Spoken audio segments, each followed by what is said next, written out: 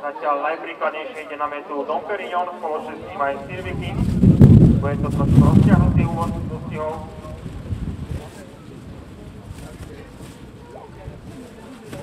Práve sa začala cena spoločnosti Kajot na 2300 metrov o 25 000 českých korún pre trojročný a staršie kone so 6 aktérmi, najrýchlejšie na nohách kone s nižšími číslami Dom Perignon a Sir Viking, ktorý už prebral taktovku, takže Sir Viking v čele, na druhej pozícii potom pri bariére Dom Perignon a je tam aj Nino Hemering, ktorý sa zvonka lepší, na 4. mieste potom odpočíva koncovkárka Cavalerie a pole v tejto chvíli uzatvárajú Agita a takisto Kaiser Yamakan. Takáto je situácia pri biehaní po prvý raz do cieľovej roviny, zhruba 1900 metrov pred cieľom.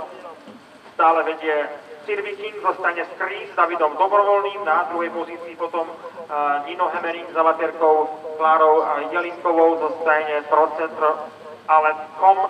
Na 3. priečke pri bariére Dom Perignon zostane Leopoldov s amatérom Davidom Čablom.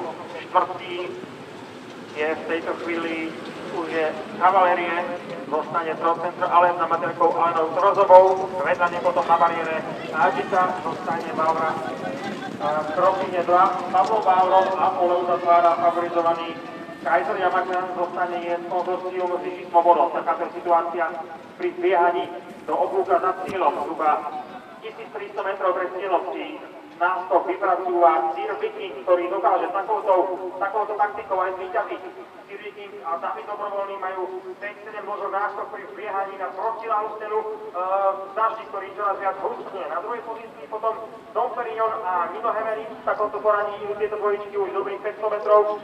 Za nimi sa zvonka vyváža Cavaleria, ktorá, ako som hovoril, má vynikajúci záver, ktorý prevedla či v Bratislave alebo v Topolčiakach, kde si poradila s miestnou elitou. Ďalej je tam potom Agita a Kaiser Yamakan, ktorý začína zapínať na vyššie obrázky, ale zatiaľ stále na poslednej priečke, na konci protiľahlej steny, zhruba 800 metrov do cieľa. Stále je to Sir Viking.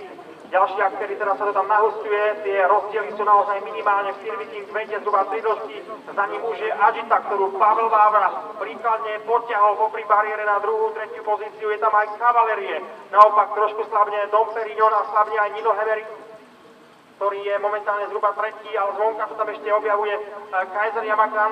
Bude to vyrovnaná koncovka na začiatku záverečného oblúka, stále Sir Viking, vzadu je už Dom Perignon. Sir Viking, Kaiser Yamakan sa vyváža zvonka na 2., 3. pozíciu, je tam aj Nino Hemering ešte stále a takisto príkladne Agita. Cavalerie bude útočiť v cieľovej rovine z 5. pozície, teraz to trošku vynieslo, stratila metre, uvidíme záverečných 300 metrov, črtá sa nádherná koncovka, Kaiser Yamakan sa rúti dopredu a čakáme nápor Cavalerie. Kdeže je Kaiser Yamakan a kdeže je Cavalerie, stále je to však ešte Sir Viking a zvonka útočí Kaiser Yamakan a Cavaleria v stredobráhy, ale vyhrá to systémom štartov zrejme Sir Viking, alebo ešte Kaiser Yamakan sa rozíde. Či Sir Viking alebo Kaiser Yamakan, prečo bude zrejme Sir Viking vyhráme Kaiser Yamakan, ďalej potom na 3. mieste Agita, Cavalerie, až 4. Nino Hemering a Dom Perignon na 6. pozícii.